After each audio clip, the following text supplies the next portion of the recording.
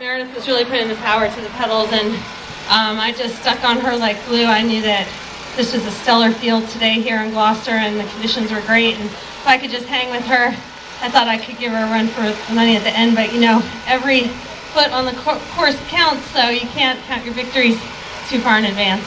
So when you stuck with her and she put that test down, you looked over your shoulder. I saw you do so. Were you surprised to not see there's 5 really strong women right behind you? Were you surprised to see them not there? Oh, absolutely, but I knew that they had every chance to claw their way back, and that we just had to keep the pressure on, and you know, Meredith was doing that.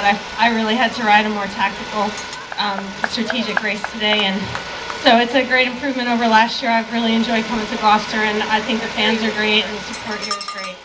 You did a brilliant ride, and I tell you, all the people around us were saying, when 2 laps to go, you two were away, they started to see the glimmer of that road champion that you are. Did you apply some of the skills you learned in other disciplines?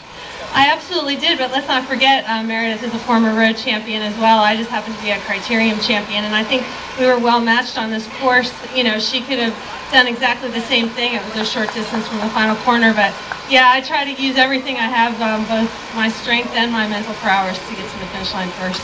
Well, a brilliant, brilliant ride. We'll see you on the podium in a little while. Let's put your hands together. Laura Van Gilder, athlete serving athletes. A brilliant, brilliant ride. Well done. All right.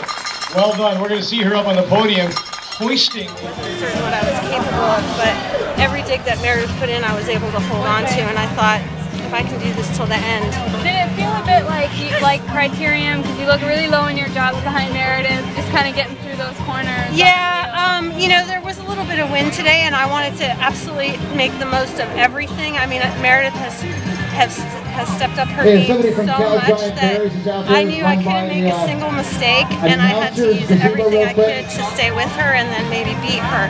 So I just thought, I'm going to, you know, use that card. I have to do it, and she was going to use every card she could to get rid of me. So I'm thrilled. You know, I've been waiting a long time to just be fighting it out with these girls, and so I was very happy to do so today. And great course, great venue, and I'm thrilled to have that giant glass of beer.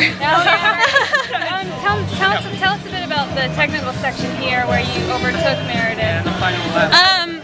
Certainly, you know, this was quite technical coming into the barriers, and then, you know, if you got too confident in this section down here before you came up, you know, you could wipe out and lose it. And you know, I felt that if I could get ahead of her, I could, you know, take it at my pace and then really punch it over the top, which is my strength.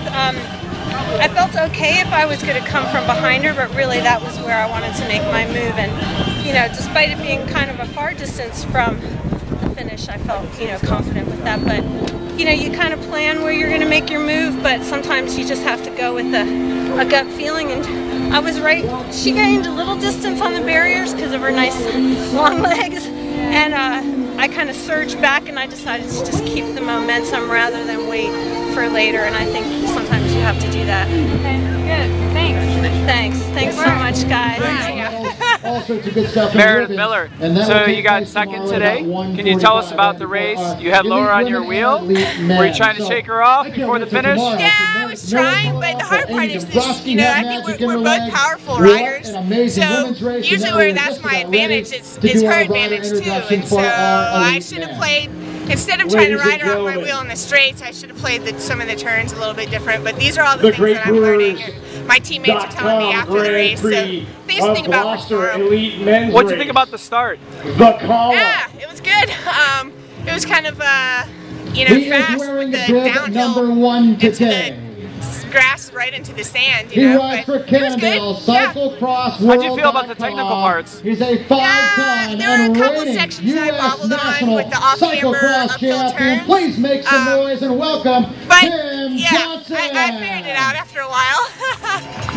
Coming into this last section here before the final turn, what was going through your mind? Were you going to try to get the last turn first? Yeah, and I hate that feeling of being in front and then waiting for that that person to come around you. And I probably should have taken a quick look back to see where Laura was, so I knew whether she was going to come inside or outside. And I didn't. She came right around me on the outside because it was a wide turn. So she had plenty of room to do that. Winner of the U.S. Grand Prix. How many times have you raced Gloucester? This is my first. First time, and you got second. Yeah. And are you going, they were saying earlier, you're switching full-time to cross, is that true? Well, I'll still race on the road, but cross is definitely becoming my focus. So I have a pretty big season planned. Yeah. And you'll be back tomorrow? Of course. Yeah, I'm staying out here for the week to do race Providence next weekend. Great, well good luck, and we'll see you tomorrow. Thanks a lot.